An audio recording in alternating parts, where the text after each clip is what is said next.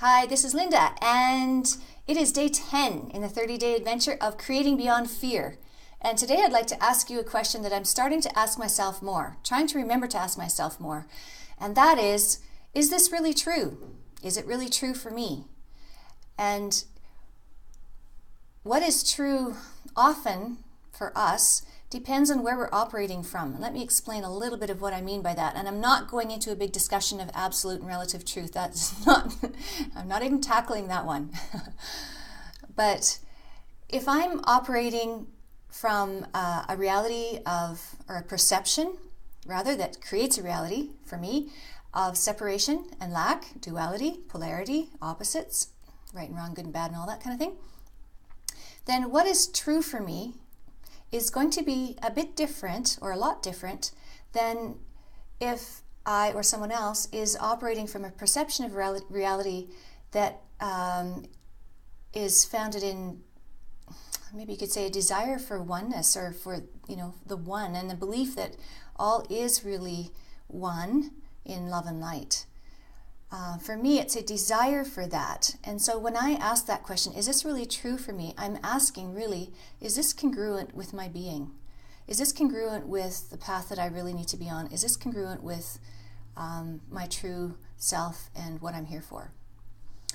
And there is a lot of information. We're surrounded by it. So much information everywhere. There's a lot of disinformation, a lot of misinformation, and a lot of outright lies and deception. And it's getting increasingly confusing to be able to sort through all of that and see what is really true here. What is really true for me? What is true for where I would like to be and for what I truly am in my being? There's a few ways that we can do that. And when I ask myself, is this really true? I'm asking, is this really true for me? Some of the tools I use to answer that, yes/no tools, and you probably already know these. There's the sway test. If you don't know what that is, look online and YouTube, and it's a way of using your body's natural instincts for a yes or a no response. And there's also light and heavy. If something, it's yet another yes/no response. If something is true for me and congruent with me, it'll feel light and expansive. And if it's not true for me or not congruent for me, it'll feel heavy and contracted. And there are all many other kinds of muscle testing. These two, I think, would be the most reliable if we're in a situation where we could be deceived or be deceiving ourselves. And often we have our own barriers to really knowing the truth, our own survival instincts and programs running in our subconscious.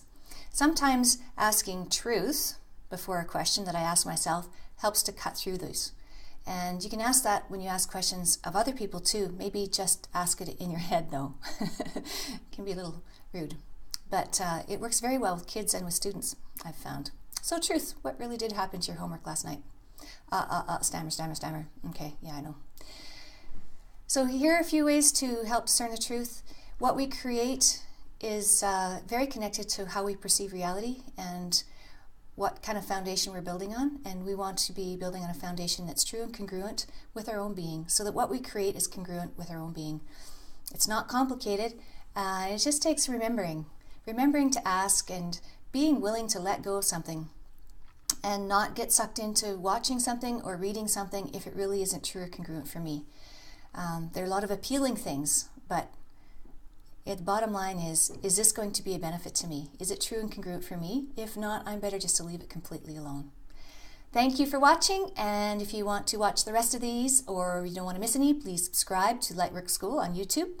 And you can like and follow, please, Lightwork School on Facebook.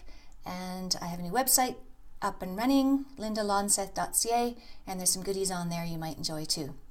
I have some links to fix, but that'll be ready soon. Thank you. Bye.